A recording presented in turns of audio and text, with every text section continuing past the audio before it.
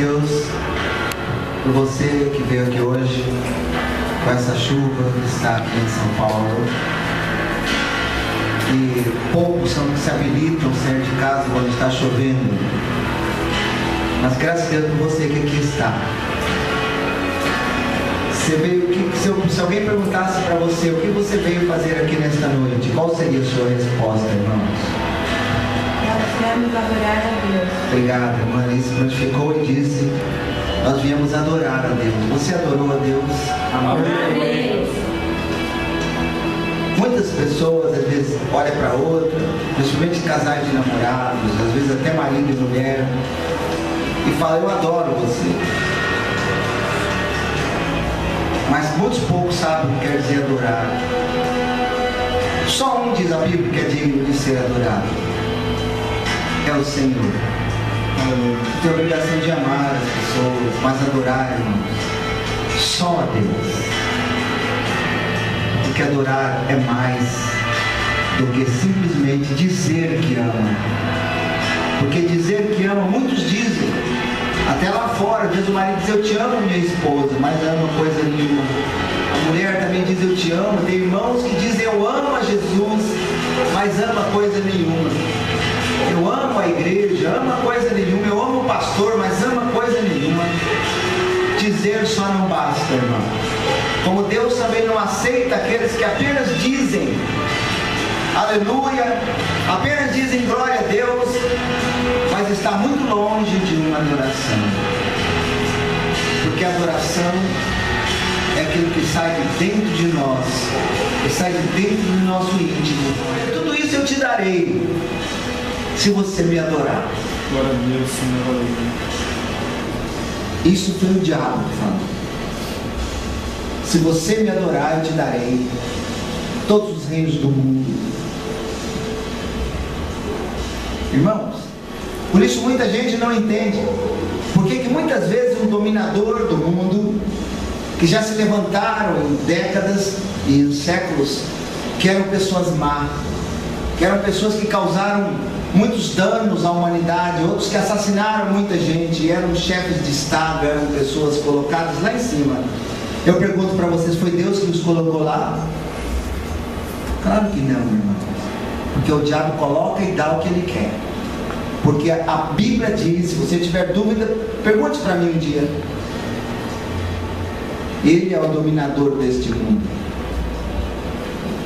Aquele domínio que Deus tinha dado para o homem, para o ser humano, se tornou de Satanás por causa do pecado.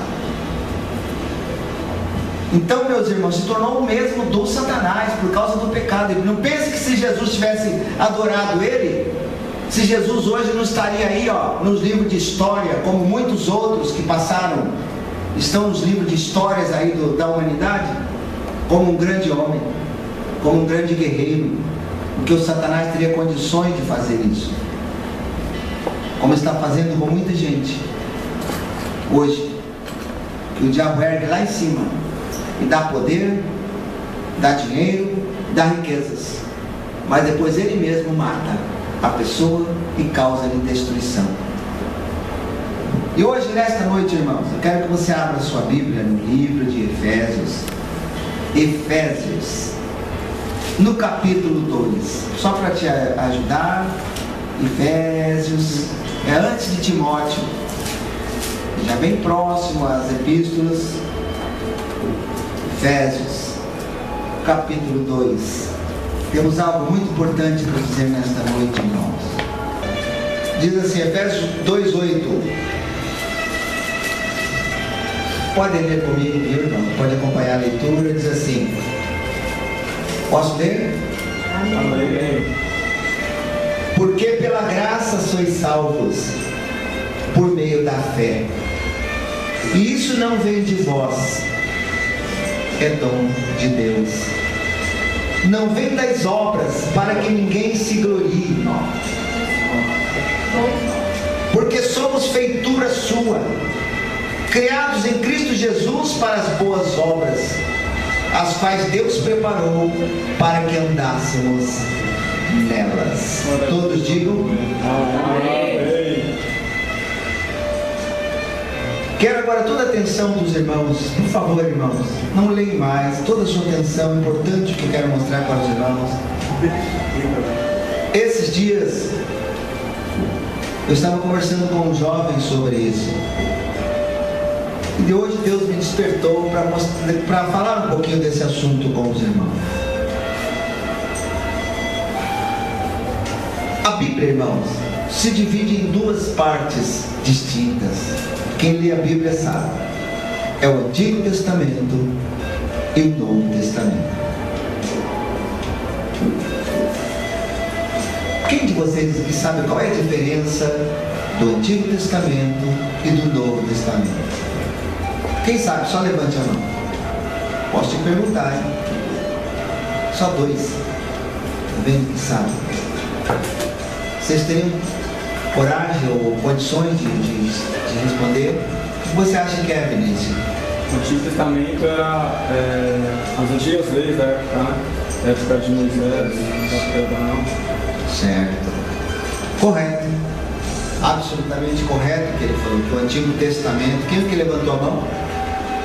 Ricardo. E o Novo? O que é o Novo? Novo Testamento é uma nova aliança. Não, o Novo. É o Novo. O que é o Novo? Uma nova aliança, um novo acordo de Deus com os homens. Certo. Muito bom. Os dois acertaram, irmãos. O Antigo Testamento, quando você fala Antigo Testamento, você está dizendo Antiga Aliança. Foi dessa palavra, irmãos, que inventaram até a aliança. Porque aliança tem um outro significado. Acordo. Uma aliança entre dois países é um acordo entre dois países. A aliança entre o homem e a mulher é um acordo entre o homem e a mulher. E havia um acordo que hoje eu acho que é até ridículo falar sobre isso. Quando alguém que fazia o casamento dizia até que a morte os separe. Sabe por que isso não tem mais, irmãos? Porque ninguém mais está preocupado com a aliança, ou seja, o acordo que fez com o homem ou que fez com a mulher. E hoje os jovens, as jovens já não se preocupam mais com o casamento como na minha época que eu era mais jovem. O sonho de toda menina quando eu era jovem era casar, ter filhos. Hoje tem algumas que riem na cara do rapaz e dizem: eu não, vou ficar lavando louça, vou ficar cuidando de marido, eu não, eu quero a minha vida, eu quero a minha liberdade. Irmão, isso que eu estou dizendo não é piada, realmente é a realidade de hoje. Nem namoram mais. Você namora? Não, eu só fico, estou ficando. Isso que estamos mostrando é a diferença que vocês veem das alianças. Uma aliancinha de lata que inventaram aí, nem sei se é ouro, se é prata, sei lá, um negócio meio clarinho, que é de compromisso. Se ele colocar aquela aliança, porque está mostrando que tem um compromisso com a pessoa. E feliz será aquele que cumpre o compromisso. Porque hoje achar uma pessoa, até irmãos da igreja, que cumpra o seu compromisso, é muito difícil. Ninguém quer compromisso com ninguém. Com nada. As pessoas querem liberdade. Para que compromisso? O que eu vou ganhar com isso? Então, irmãos, Deus quer compromisso. Você pode falar comigo isso? Deus quer compromisso? Deus quer compromisso. Porque o compromisso é aliança, irmãos, com Ele. Deus não quer nada com minhas palavras, ou é sim ou é não. Quem casou aqui sabe, chega lá o juiz lá falando, ou o pastor, ou o padre, ou o rabino. Sim, todo mundo gosta do sim, não é? Quando se fala o sim publicamente, está assim, irmãos, Deus quer tanto que você confirme o sim, que existe o batismo nas águas. Quando uma pessoa batiza, se você já foi batizado nas águas em nome de Jesus, você estava professando publicamente a sua fé em Cristo. Isso é o batismo. Isso chama de novo nascimento, ou sepultamento do antigo homem. Irmão, por que tem que ser nas águas? Por que tem que ser publicamente, lá onde todo mundo vê? Pode ser até dentro de uma igreja que tenha água, não tem problema nenhum, mas tem que ser publicamente. Você está professando, você está falando o seu sim para Jesus. Quantos aqui já disseram esse sim para Jesus? Amém. Criança, quando batiza, bebezinho, não fala assim coisa nenhuma, nem sabe o que está fazendo. Mas quando você professa, depois que você entende o que é o Antigo e Novo Testamento, o que é a palavra de Deus, o que é Deus, o que é o Senhor, que você tem um entendimento da vida, você está preparado para dizer um sim para o Senhor. Então aqui eu quero dizer o seguinte: Antigo Testamento, irmãos, era lei.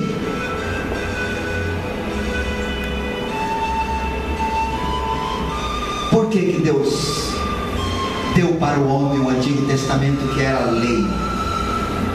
Quem estuda, irmãos, as leis, as pessoas que entendem das partes jurídicas, sabem que para tudo tem lei. E Deus queria que o homem tivesse uma lei. Lei é ordem, que tivesse uma ordem, que o homem seguisse uma ordem, para não haver assim uma libertinagem, que todos pudessem fazer o que quer. Não tinha que ter uma regra. Irmãos, o mau filho não gosta de regras. A má esposa não gosta de regras. O mau marido não gosta de regras. O mau aluno não gosta das regras da escola, nem dos livros. Mas em tudo tem regra. Tem a regra de trânsito, regras para se ter saúde, regras, vamos dizer, do nosso Código Penal, e muitas outras regras eu poderia citar, irmão. O exército está cheio de regras. Lá o soldado olha para o superior e tem que chamar ele de senhor. Sim, senhor.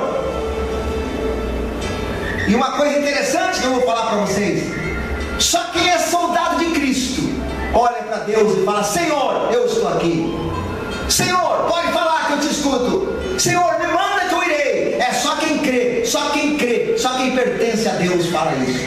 Porque os outros estão chamando as imagens de senhora e não obedecem a coisa nenhuma. Falam que Deus é Deus, que tem a sua religião, mas não obedece. Não tem regra. Ninguém quer saber de lei nenhuma. Mas o Antigo Testamento era lei. Era lei. Por que Deus deu a lei? Eu vou explicar para vocês. Antes de chegarmos em Efésios, onde lemos, Deus deu a lei, irmãos, porque o homem vivia sem lei. A lei que existia na terra bem antes, no início da Bíblia, quem lê sabe e vai confirmar o que eu estou falando. O homem era julgado por Deus, sabe como? Pelo bem que ele fazia e pelo mal. Ou havia o caminho bem, bom ou mal. Você pode notar nitidamente uma pessoa de bem, e você pode notar claramente uma pessoa que é mal, que é do mal. Isso não precisa ter dom espiritual, não precisa ser tão religioso, basta ser mais observador, você vai ver. As pessoas boas, eu defino as pessoas boas como pessoas aquelas que confiam em todo mundo. E as pessoas más não confiam em ninguém. Vocês sabem por quê? Sabe por quê, irmão? Que as pessoas más não confiam em ninguém? Porque ele pensa que todo mundo é igual a ele. Mal. Agora a pessoa boa confia em todo mundo, porque pensa que todo mundo é bom. Como já quebramos a cara com isso muitas vezes. Pensa que a pessoa é do bem e a pessoa é do mal. Irmãos, e com isso muitos foram levados até a morte por confiar nas pessoas. Provavelmente você que fica na internet, vai confiando em todo mundo que está conversando com você do outro lado. Pessoas que você conhece pela internet, vai confiando para você ver onde você vai, onde você pode parar. Porque engana muito. Agora eu vou dizer uma coisa para os irmãos. Antes de chegarmos lá, Deus olhou para o mundo. O mundo estava vamos dizer assim, infestado de violência. A terra, o ser humano, a humanidade estava infestada de violência.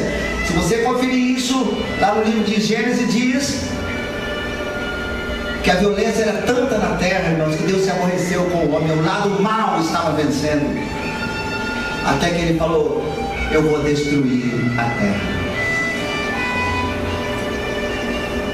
Nós que nascemos agora, neste século, irmãos, no século passado, estamos longe de entendermos por que isso. Será que isso aconteceu mesmo? Até hoje tem gente dizendo isso é mentira.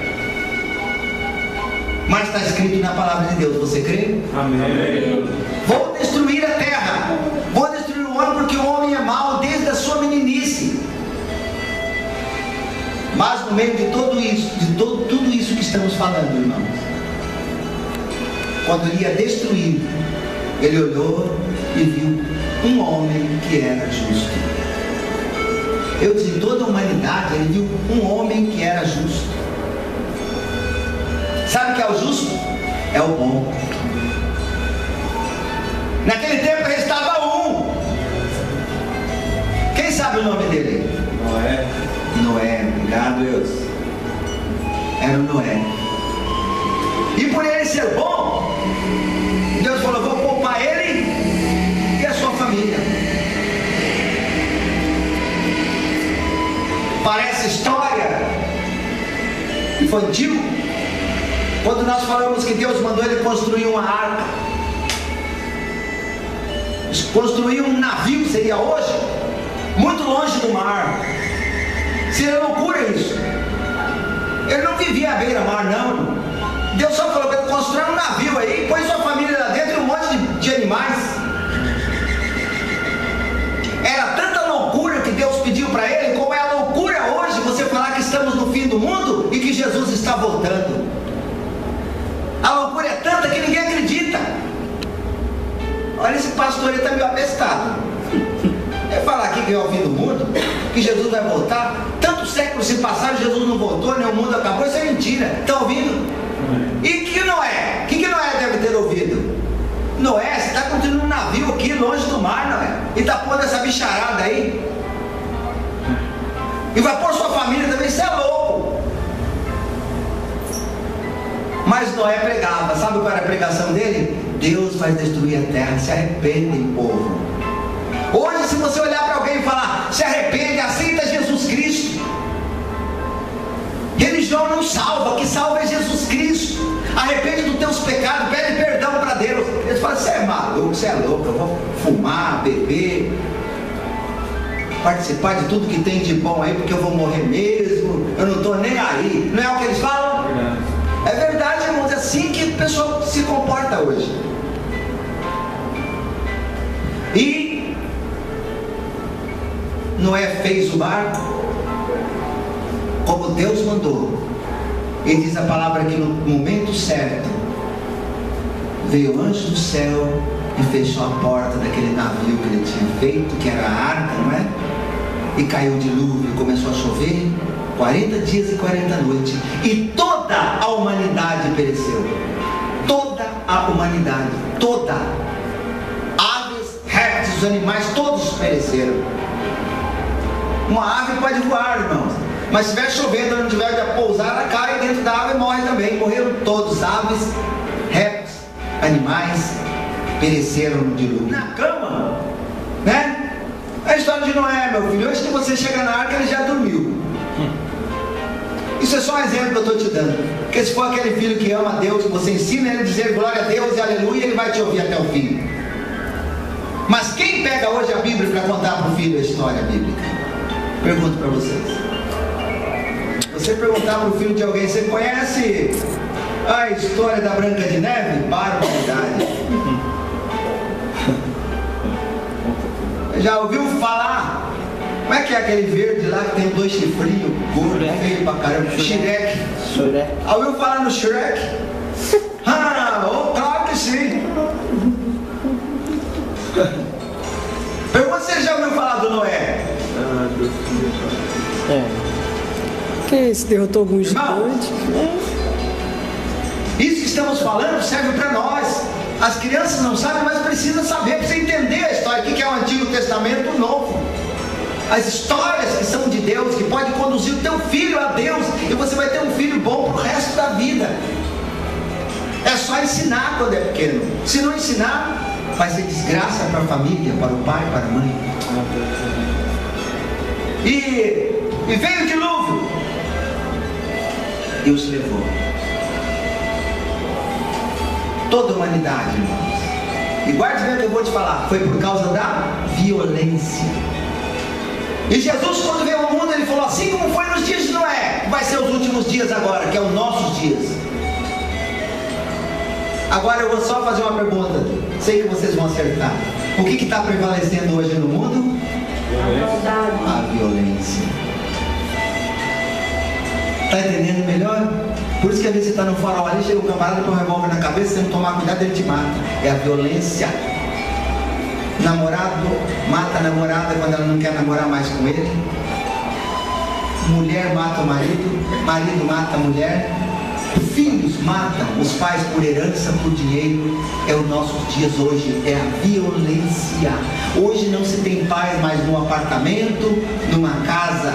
Uma pessoa que tem um apartamento lá na Baixada, ele falou: não compra casa na Baixada, não more lá porque lá é fogo. A gente deixa lá tudo direitinho, quando chega o final de semana a casa está limpa. Eles arrombam e levam tudo da casa. Pergunto para vocês, é a violência ou não é que está imperando hoje? E Jesus falou: como foi no tempo do dilúvio, vai ser nesses dias. Só que aqui é algo importante, irmãos. Eu não quero pregar para você que o mundo está acabando, que vai cair fogo do céu, vai acabar todo mundo, porque não é essa a nossa pregação hoje, não.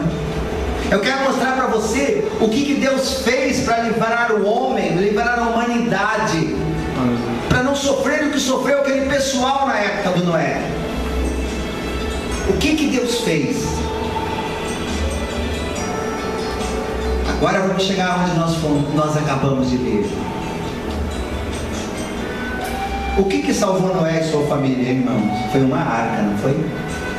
Construída por ele.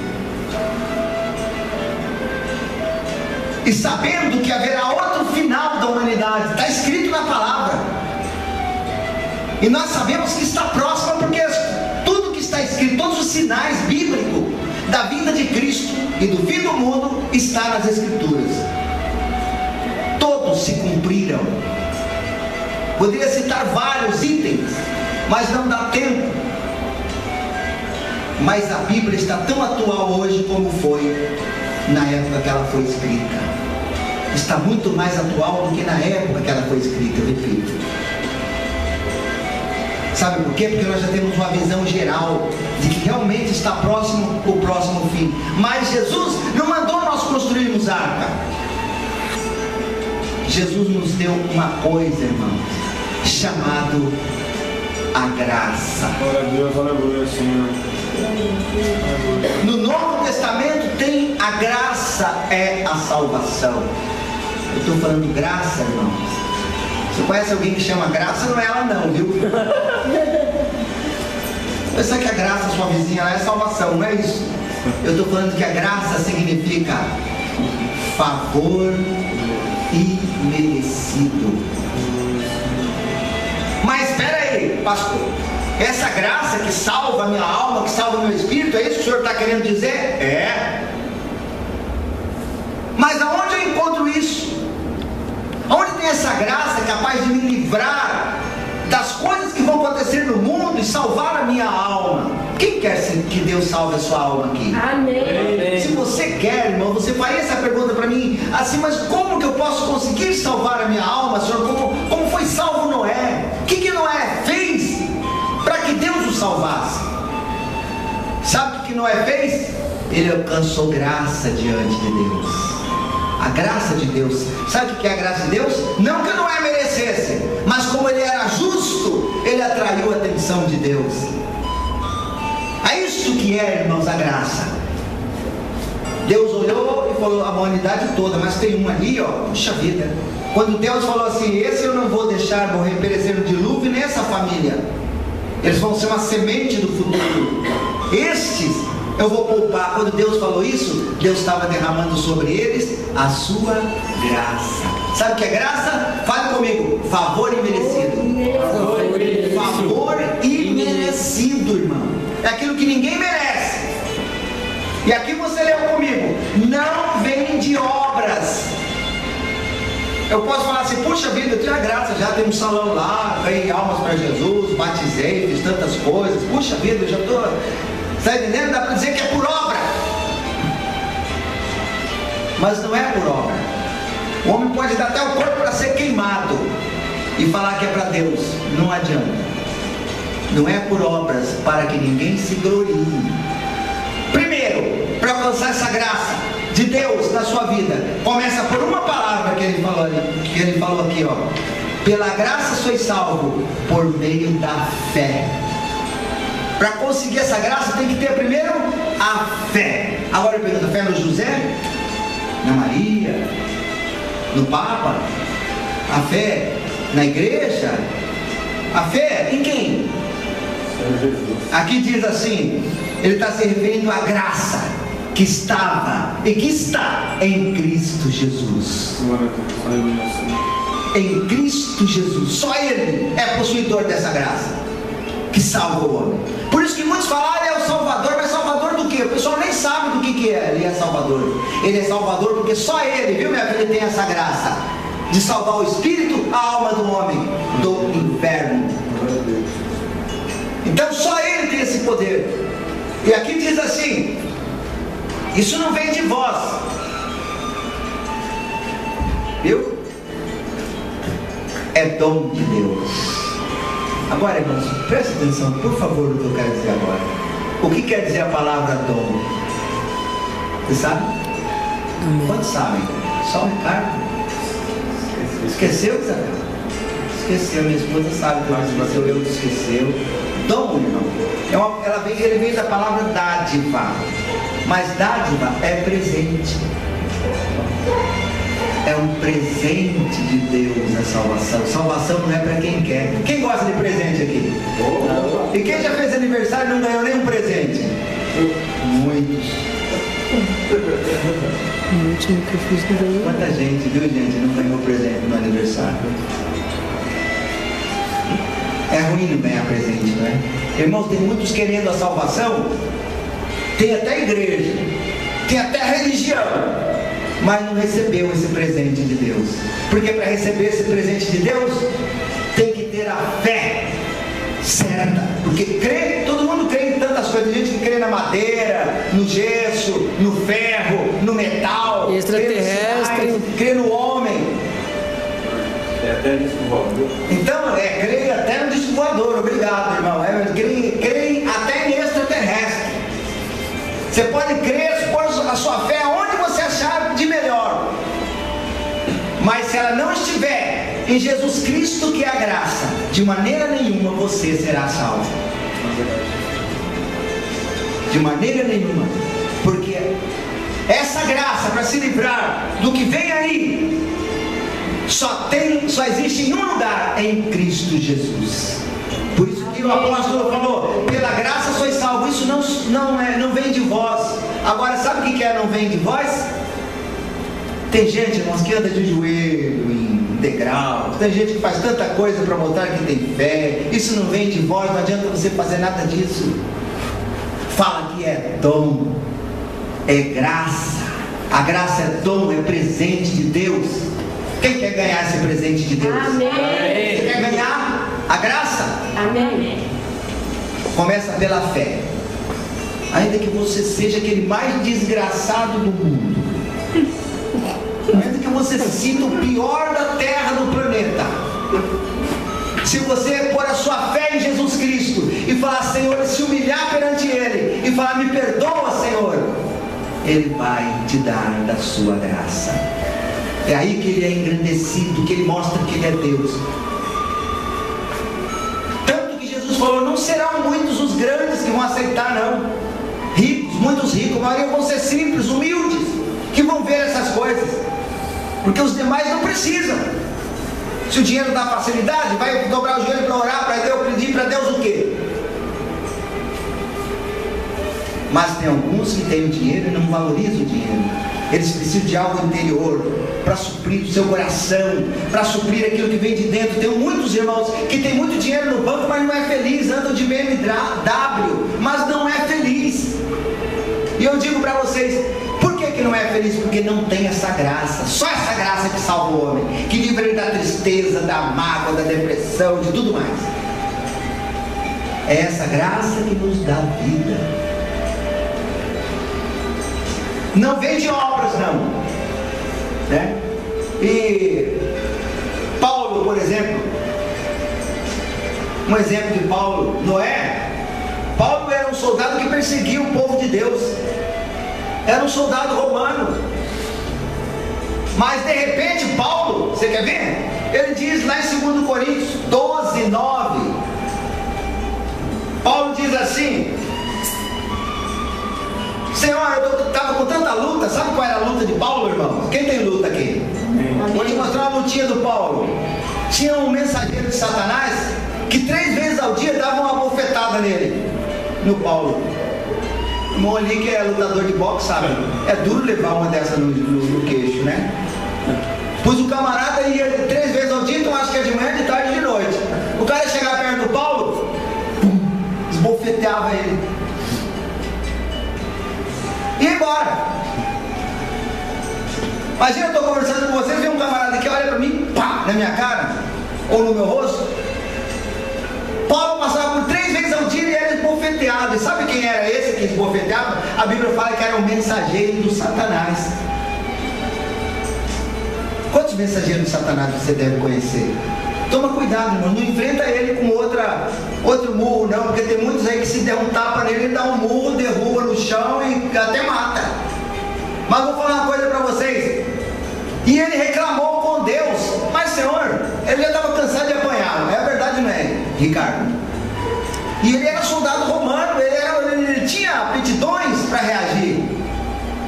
Mas ele reclamou com Deus: Senhor, afasta de mim esse homem. Sabe o que o Senhor falou para ele? A minha graça te basta. Sabe o que quer dizer isso? O que eu já te dei, o que eu te dei em favor, aleluia, o meu apoio já basta para você. Aleluia. A graça de Deus basta. Aleluia, Senhor Deus. Isabel, quer ser feliz? A graça de Deus te basta. Aleluia, Deus, glória a Deus. Minha filha quer ser feliz? A graça de Deus te basta.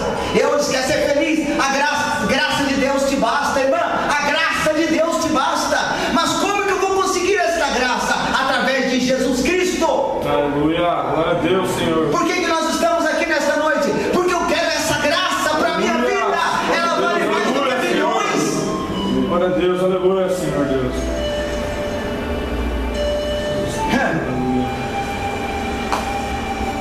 Em Efésios 2,7 nós lemos, né? Do 8 em diante, mas se você ler o 7 agora, você que vai dizer que o 7 diz assim: para mostrar nos séculos vindouros a abundante riqueza da sua graça, pela sua benignidade para conosco em Cristo Jesus. Irmãos, essa graça, minha filha, é riqueza. Está escrito em Efésios 2,7. Foi um antes, já deixei de propósito para lermos agora. É riqueza. Irmão, não tem riqueza maior do que você ser um homem que tem a graça de Deus na sua vida. É favor imerecido. Já chegaram para mim: pastor, aquele moço lá pecou, eu vi ele pecando, eu vi ele fazendo isso, fazendo aquilo. Sabe o que eu penso no meu coração quando fazem isso? O que eu vou falar, irmãos? E se ele tem a graça de Deus? Sabe o que é a graça de Deus, irmão? É um favor imerecido, não vem de obras.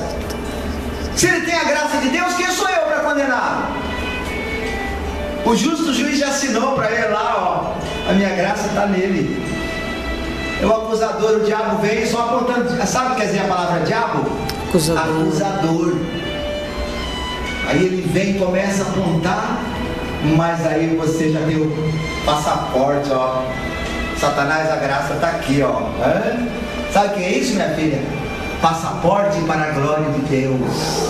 Hein? Quem quer esse passaporte aqui? É a graça de Deus na tua vida. Mesmo que você esteja lá embaixo, como eu falei, amassado como uma barata, que o diabo está olhando para você, falando que você não tem jeito. Você fala: eu tenho a graça de Deus na minha vida. Se eu fechar meus olhos agora, eu vou me encontrar com Deus. Não importa as acusações para a minha vida, o que acha da minha vida, vida. Eu vou me encontrar com Deus porque Ele me deu a sua graça que está em Cristo Jesus. Aleluia. Irmãos, por isso que vale a pena vir aqui em dia de chuva, vale a pena ter aqueles problemas para transmitir pela internet, para a gente estar falando desta graça. Tudo é difícil, irmão, tudo tem que ser com luta. Irmãos que não nos compreendem, outros que dão palpites errados, outros que são magoados, outros que são aqueles irmãozinhos que você tem que estar passando a mão nele. É tão difícil, irmãos, falar dessa graça, mas compensam. Porque eu vou dizer uma coisa para vocês: o que me faz feliz, irmão, me faz estar aqui neste momento, é a graça de Cristo que está em minha vida. E na sua, está aí? Eu não estou aqui porque eu quero, é porque Ele me escolheu, irmão. Eu não estou aqui porque eu sou melhor do que você, Deus. Eu não estou aqui porque eu sou melhor do que você, não, meu irmão. Eu estou aqui porque a graça de Jesus me alcançou. Teve irmãos na minha vida que, se quisesse, eu estava no inferno e eles estariam batendo palma. Mas eles não tiveram essa alegria, porque o Senhor me deu a sua graça. Deu para você? Deu a sua graça. Então, como eu disse para vocês, só que a graça precisa ter cuidado, irmãos. Viu? Em Gálatas 5, verso 4, não precisa você ler não. Lá o apóstolo diz assim, né? Que devemos tomar cuidado para não cair da graça. Esse é o cuidado que você tem que ter. O que é cair da graça? É fazer como muitos que eu conheci, que receberam a graça, mas viraram as costas para ela e voltaram para o mundo, que voltaram para as coisas erradas. Eles rejeitaram a graça. Olha, pensa bem, irmão. O Senhor te dá um passaporte de graça para você vir de graça, para você um dia entrar na glória dele, na festa, na vitória de graça, e você virar as costas e ir embora. Eu vi muitos fazer isso e vejo dia a dia, principalmente agora nos últimos tempos. O amor de muitos estão esfriando. Olha para você como se fosse lixo e vira as costas e vai embora. Viram as costas do Senhor. Toma cuidado, irmãos. Recebeu a graça? Amém. Então abraça ela. Amém. E não deixe que você perca esta graça de Deus. Alguém diz: posso perder? Pode, porque depende de você. Como você leu comigo aqui, que a graça vem de Deus, não é por isso não. Deus nos deu. Por que Ele nos deu essa graça? Porque nós somos feitura sua, criados em Cristo para as boas obras. Quero que vocês entendam bem esse versículo, viu, irmãos, que não você leu comigo. Somos feitura de Deus. Quando você veio para Jesus, Deus te faz um outro nome, feito através de Jesus Cristo. Feitura, modelo de Cristo. Este é o homem que preserva a graça. Você tem que ser o mesmo modelo, feitura de Deus. Você vai segurar a graça com você. Tudo que eu aprendi com Cristo tem que estar em mim. Eu não posso ser igual aos outros que não têm a graça, não. Ele fala: não tem problema, não. Lá eu vou lá, eu prego e tal, mas deixa a cara junto com os outros, faz isso, com aquilo. Não é isso que Deus quer, não. Você tem que ter o modelo de Cristo que está em você. É isso que você leu comigo no verso 10. Porque somos feitura sua, criados em Cristo Jesus. O que quer dizer criado em Cristo Jesus? Nós nascemos de novo em Cristo Jesus e fomos feitos nova criatura em Cristo Jesus. Amém? Por isso que Ele nos deu a sua graça. Por isso, não adianta ficar no pecado e falar que está na graça e que não está, não. Tem que lutar contra o pecado e não aceitar o que é errado e falar: não, espera aí, eu tenho a graça de Cristo em mim, vou cuidar dessa graça, né? Somos feitura, criados em Cristo Jesus para as boas obras. Para as boas obras. Quem é criado, eu não falei para vocês que foi destruído o mundo por causa do bem e do mal? Do mal, quer dizer, superou o bem, só tinha uma família. E aqui diz também: para as boas obras. Quem está na graça não faz obra má, faz boas obras. Amém? Que Deus preparou para que andássemos nela. O Senhor quer que nós andemos nas boas obras. Amém?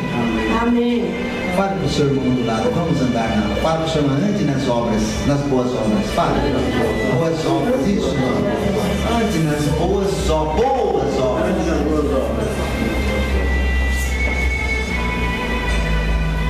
Falamos em Efésios 2,7. graça é riqueza.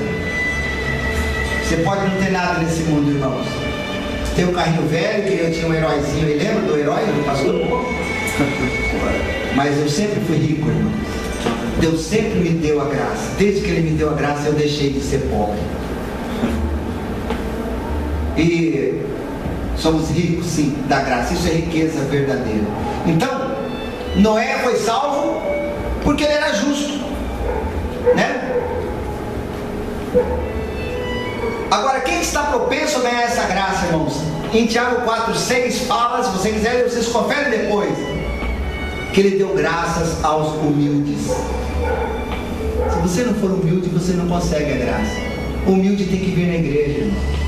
O humilde tem que buscar o Senhor, tem que ler a Bíblia. O humilde tem que falar, Senhor, se curvar diante do Senhor, falar, me ensina, Senhor, para me ser possuidor dessa graça. Aquele que é orgulhoso, que é presunçoso, que é dono de si mesmo, que tem o seu caráter firme, fala, não, eu não mudo porque eu sou assim, acabou. Esse não vai receber a graça, porque isso não é humildade, é arrogância. Mas quando você, o homem e a mulher que se humilha e fala, Senhor, eu quero ser herdeiro desta graça, Senhor, porque eu creio no que Cristo pregou no reino do céu. Eu quero entrar na tua glória. Quando você se humilha e derrama a sua vida perante Ele, Ele te exalta, aí você vai ser possuidor da sua graça. Amém? Amém.